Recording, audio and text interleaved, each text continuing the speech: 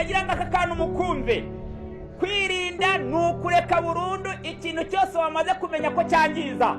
Ariko ikibazo gikomeye naratangaye ngo hari n'ibintu mbere yuko kuko bikeka kuzabireka bibanza kukwita ubushake bwo kubireka.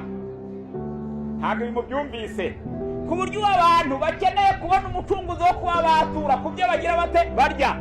Abatabizi ni ibintu nasomye bigera muri 5: ni inzoga, ni itabi, ni isukari, ni inyama, ni ibiyobyabwenge.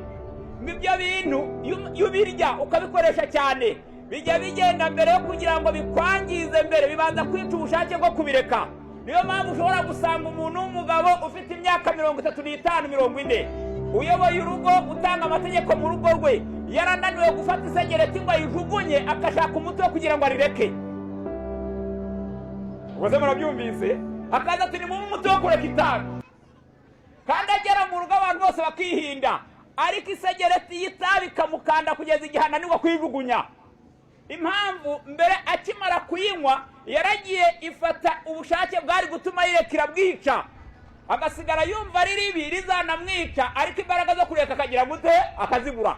Niyo mpamvu leta ifata umuntu ikamufungira ibiyobyabwenge imyaka 2 ikamurekura uwo munsi yamurekuye inshuti barusangiraga zikarumugemurira akongera akarunywa kandi amaze imyaka 2 muri gereza.